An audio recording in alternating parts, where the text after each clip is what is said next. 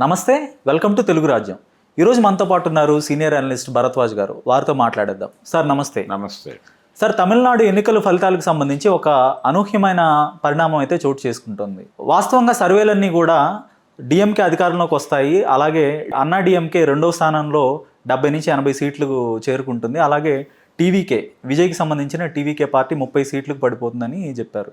కానీ అనూహ్యంగా అన్నా డిఎంకే రెండో స్థానంలో కొనసాగుతోంది సర్వేలు చెప్పినట్టుగానే. కానీ డిఎంకే మూడో స్థానానికి పడిపోయింది.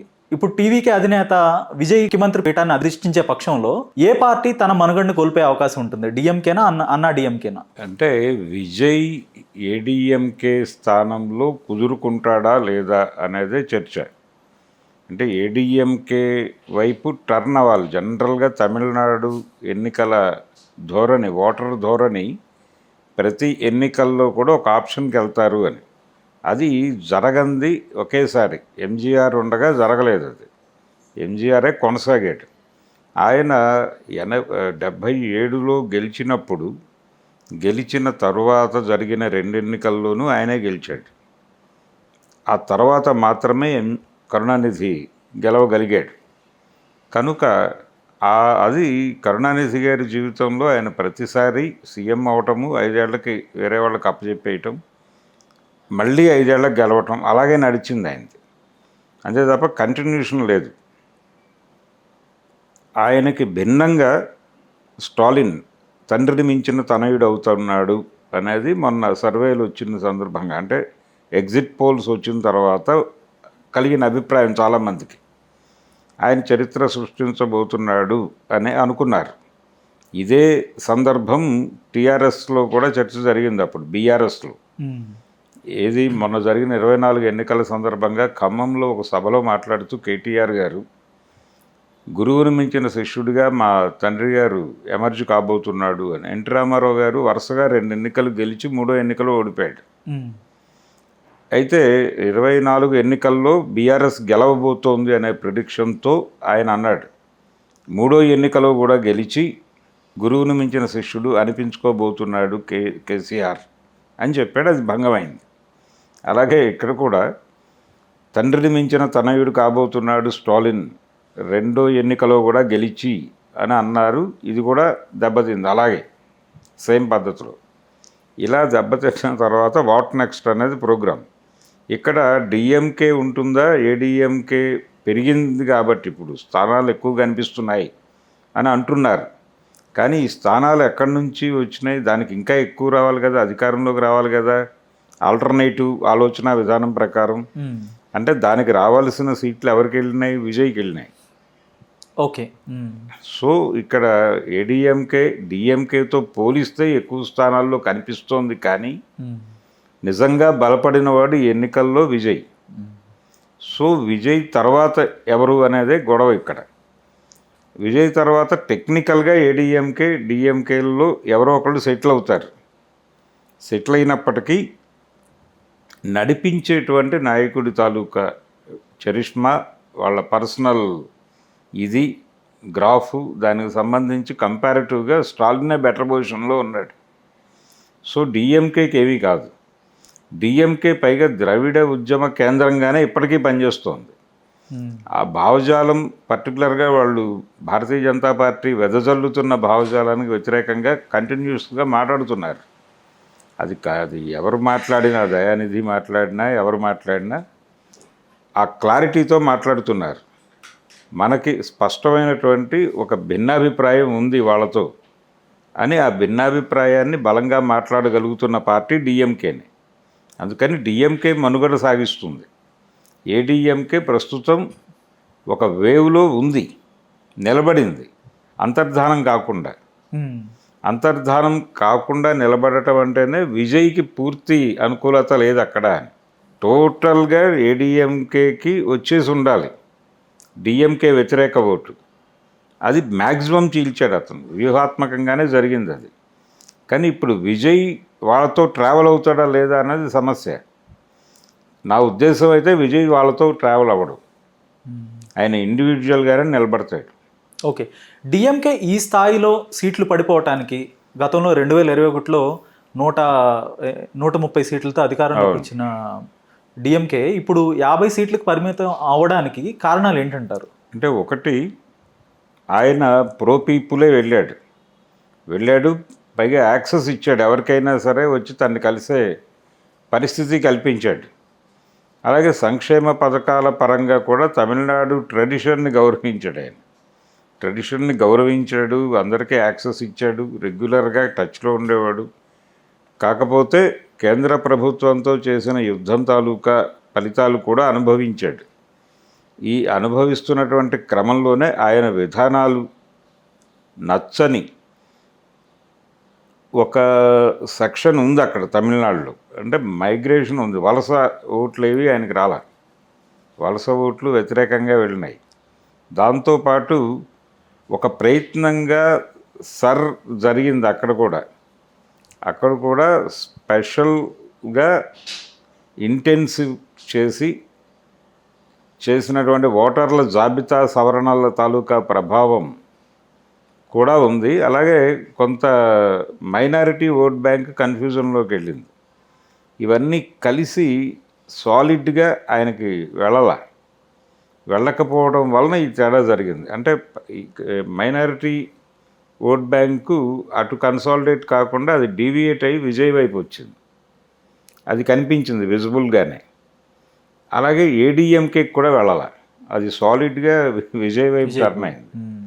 అందుకని మీకు అక్కడ ఓట్ పర్సంటేజ్ కనిపిస్తోంది, వీళ్ళకి తగ్గింది, అక్కడ పెరిగింది. ఓకే, మధ్యలో ఏడీఎంకేలోకి వెళ్ళాలి.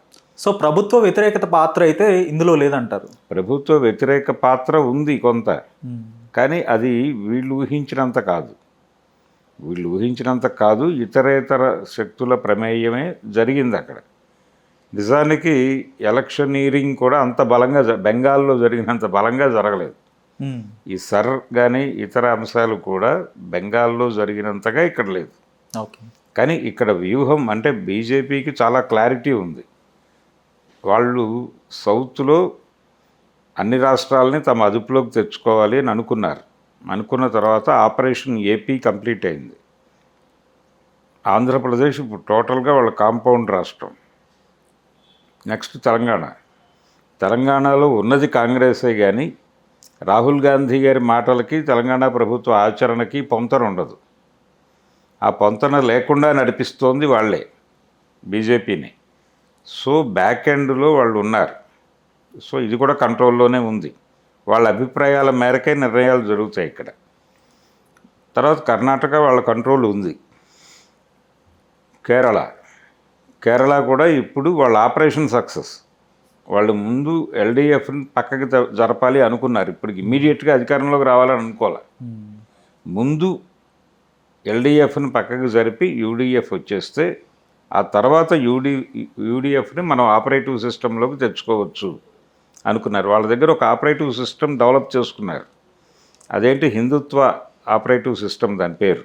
ఓకే, ఈ ఆపరేటివ్ సిస్టమ్ కిందకి కొడితే ఆ బ్రెయిన్స్ వచ్చేస్తాయి, అన్ని బ్రెయిన్స్ దీని కంట్రోల్లోకి వస్తాయి. ఆ వచ్చిన బ్రెయిన్స్, కొన్ని బ్రెయిన్లు డిఎంకేలో ఉండొచ్చు, కొన్ని బ్రెయిన్స్ కాంగ్రెస్లో ఉండొచ్చు, కొన్ని బ్రెయిన్స్ ఏడీఎంకేలో ఉండొచ్చు, కొన్ని బ్రెయిన్స్ నక్సలైట్లలో ఉండొచ్చు, కొన్ని బ్రెయిన్స్ కమ్యూనిస్ట్ పార్టీల్లో కూడా ఉండొచ్చు. ఈ బుర్రలన్నీ కాంట్రాక్ట్లోకి వస్తాయి, వాళ్ళు పొల్యూట్ చేసుకుంటూ వెళ్తారు. ఓకే, ఈ పొల్యూషన్ చేసుకుంటూ వెళ్ళటానికి వాళ్ళకున్న ఈ ఆపరేటివ్ సిస్టమ్, అంత బలమైన ఆపరేటివ్ సిస్టమ్ ఇంకొకటి తయారు చేసుకోవాలి. ఓకే, డిఎంకేని ఓడించడం ద్వారా బీజేపీ తను అనుకున్న లక్ష్యాన్ని నెరవేర్చుకుంది అనుకోవచ్చా? తాము గెలవకపోయినా కూడా డిఎంకేని ఓడించడం ద్వారా విజయ్ అధికారంలోకి డిఎంకే సాధించింది అనుకోవట్లేదు, బీజేపీయే సాధించింది. డిఎంకేని దెబ్బ కొట్టాలనేది ప్రోగ్రాం. ఎందుకంటే భావజాలపరమైన శత్రుత్వం కూడా ఉంది వాళ్ళకి. రాజకీయ శత్రుత్వంతో పాటు పునాదిలో ఉన్నటువంటి భావజాలపరమైన గొడవ కూడా ఉంది. ఉత్తరాది దక్షిణాది కూడా అలాగే. ఉత్తరాది దక్షిణాది గొడవ కాదు, భావజాలం అంటే వాళ్ళు యాంటీ రాముడు, ద్రవిడ భావజాలం, అలాగే ఉత్తరాది భావజాలం. అందుకని ఉత్తరాది అనేది కూడా ఒక అంశంగా పనిచేసింది. నేను అన్నది ఇందాక, అందుకే సెటిలర్స్ ఓట్ బ్యాంక్ మెడ్రాస్లో ఉంది బలంగా. వాళ్ళు కూడా నెగిటివ్ చేశారు డిఎంకేకి. డిఎంకే సీట్ల తగ్గుదలలో వాళ్ళ పాత్ర కూడా ఉంది, వాళ్ళని ఆపరేట్ చేశారు వీళ్ళు బయట నుంచి. మరొక అంశం సార్, ఇప్పుడు డిఎంకే అధికారం చేపట్టబోతుందని మెజారిటీ సర్వేలు అయితే చెప్పినాయి. అలాగే టీవీకే విజయ్కి సంబంధించిన టీవీకే పార్టీ అధికారం చేజిక్కించుకోబోతుందని ఒక్క సర్వే మాత్రం చెప్పింది. అంటే ప్రభుత్వ వ్యతిరేకత అంత బలంగా విజిబుల్గా కనిపించలేదు సర్వేలకు వెళ్ళినటువంటి సర్వేల అంచనాలు ఎందుకు తప్పాయన్నది ఇక్కడ నా ప్రశ్న. అందుకే మీకు ప్రభుత్వ వ్యతిరేకత విజిబుల్గా ఉంటే అది బలంగా వచ్చేది, రాకుండా ఎలక్షనీరింగ్ జరిగింది. ఆ ఎలక్షనీరింగ్ అనేది మీకు సర్వేల్లో కనిపించదు. ఓకే, స్ట్రైట్గా వాళ్ళు కొన్ని సెగ్మెంట్స్ అనుకుని ఆ సెగ్మెంట్స్ దగ్గరికి వెళ్ళి వాళ్ళ సఫాలజీ ప్రకారం వెళ్ళి ఒక క్వశ్చనీర్ ఇస్తారు. ఆ క్వశ్చనీర్ నుంచి వచ్చిన సమాధానాల ఆధారంగా ఈ అంచనాలు కడతారు. ఇది కదా జరిగే ప్రాసెస్. ఈ ప్రాసెస్లో ప్రభుత్వ వ్యతిరేకత ఎవరు వ్యక్తం చేయలే. అంటే కొంత సంతృప్తి ఉంది జనాల్లో. ఆ సంతృప్తే కనిపించింది సర్వేల్లో కావచ్చు, లేకపోతే ఈ ఎగ్జిట్ పోల్స్లో కావచ్చు. అందుకని మీకు అక్కడ ఎన్డీఏ ప్రభావం అంటే మీకు డిఎంకే వ్యతిరేకత కనిపించలేదు. ఓకే. ఇప్పుడు 2021 తమిళనాడు ఎన్నికల తర్వాత, అలాగే 2016లో జయలలిత మరణించారు. తర్వాత 2021లో డిఎంకే విజయం సాధించింది. దీని తర్వాత అన్నా డిఎంకే భవిష్యత్తు అగమ్య గోచరంలో పడింది. అన్నా డిఎంకే ఇక కొనసాగదు అనే ఒక అంచనాలు అయితే వినిపించాయి. కానీ ఆ పరిస్థితి అయితే ఇప్పుడు కనపడలేదు కదా. కొంచెం ఊపిరి పోసారు ఆ పార్టీకి, కొంచెం ఊపిరి తెచ్చుకోగలిగింది. సో ప్రధాన ప్రతిపక్ష పాత్ర అయితే అన్నా డిఎంకే పోషించే అవకాశాలు ఎక్కువ కనపడుతున్నాయి ఇప్పుడు సంఖ్యాపరంగా చూసుకుంటే. ఉన్నాయి, కానీ ఎంతవరకు సాలిడ్ రిజల్ట్ రాలేదు ఇంకా. ఓకే, సాలిడ్ రిజల్ట్ వచ్చేస్తే వీళ్ళు వాళ్ళకంటే ఒక సీట్ ఎక్కువ ఉన్నా వాళ్ళకి వెళ్ళిపోతుంది. ఆ ప్రమాదం జరిగే అవకాశాలు ఉన్నాయి. ఓకే, ఎందుకంటే ఏడీఎంకే నుంచి కొంత ఓట్ బ్యాంక్ అటే షిఫ్ట్ అయింది విజయ్ వైపే. సో ఇటు పెరిగే కొద్దీ వీళ్ళకి ప్రమాదం. విజయ్ పెరుగుతున్న దశలో ఇది తగ్గుతోంది ఏడీఎంకే. ఇది క్లియర్. అందుకని కష్టం. ధన్యవాదాలు సార్. Thank you.